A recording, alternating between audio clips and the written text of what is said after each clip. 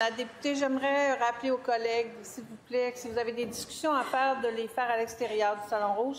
C'est très dérangeant. Moi, j'écoute les personnes qui parlent ici, les collègues, et c'est avec respect que je vous demande un peu de silence, s'il vous plaît. Les négociations peuvent se faire à l'extérieur aussi.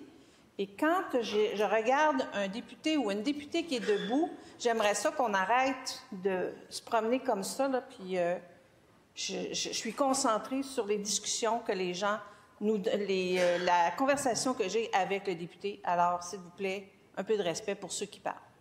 Maintenant, je cède la parole au député de Saint-Jérôme. La parole est à vous, Monsieur le député. Merci, Madame la Présidente. C'est apprécié d'ailleurs l'attention soutenue que vous portez à nos propos.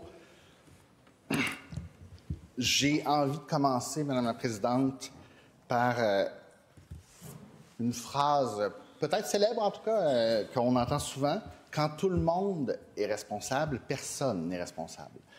Puis, c'est pour moi une prémisse importante parce que le titre du projet de loi dont on débat aujourd'hui du principe, c'est « Loi visant principalement à instaurer la responsabilité collective quant à l'amélioration de l'accès aux services médicaux et assurer la continuité de la prestation de ces services ». C'est problématique en soi, déjà dans le titre. Pour moi, il y a une contradiction dans les termes, surtout si c'est aussi, comment dirais-je, flou dans la définition que ce qui est un milieu de pratique qui pourrait prendre en charge, par exemple, on a entendu déjà, hein, Madame la Présidente, le ministre parler, par exemple, d'avoir accès, peut-être pas à un médecin de famille, mais à un milieu de pratique avec des professionnels de la santé. Bon, d'accord, on comprend. Puis là, tout à coup, on revient dans ce projet de loi-là et c'est mentionné, là, donc vraiment d'assurer la prise en charge par un médecin omnipraticien, hein, on précise, d'une personne affiliée à un milieu de pratique. Donc, on revient à l'objectif de la prise en charge par un médecin omnipraticien.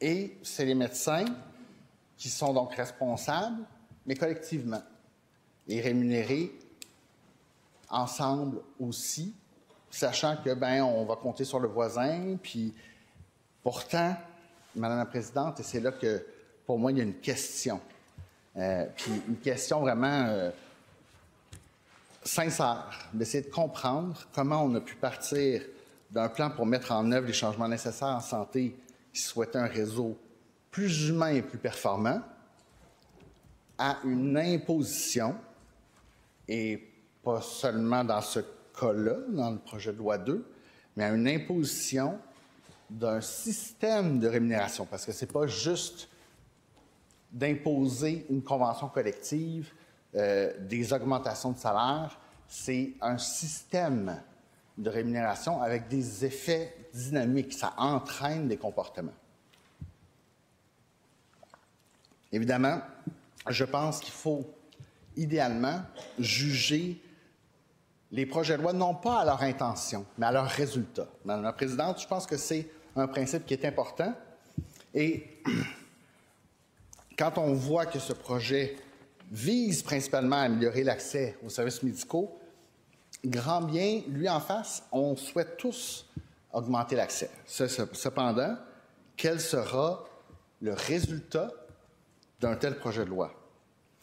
Est-ce que la capitation peut aider? Je pense que oui, Madame la Présidente, je pense que c'est essentiel. Est-ce que on pense, par exemple, que ça va servir à alléger les structures? Est-ce que ça va favoriser? Puis là, vraiment, on avait vraiment cette intention-là hein, depuis le début, du côté du gouvernement, la délégation d'actes, encourager l'interdisciplinarité, le filtre de pertinence. C'est des gens qui travaillent ensemble. Et donc, c'est une responsabilité peut-être effectivement collective, mais pas seulement des médecins dans ce cas-là. Et pourquoi on rémunère seulement les médecins? Ça, c'est une autre question.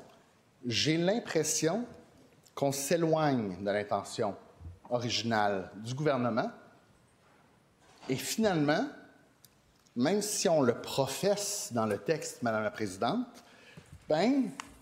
c'est bien plus que favoriser, c'est imposer, et pas seulement l'accès, mais des mécanismes choisis par le ministre, dont on parlera très peu, pour envisager les effets et les interactions. Parce que rappelons-nous que le ministère de la Santé, c'est plus que juste 65 milliards de dollars de dépenses de portefeuille. C'est aussi 2 organismes budgétaires, un fonds spécial, 7 organismes autres que budgétaires, dont Santé Québec, le plus grand employeur au Québec, 39 lois et 119 règlements qui vont interagir avec cette loi et tous les règlements qui vont en découler. Madame la Présidente, ça va être un beau casse-tête tantôt. Merci, Monsieur le député.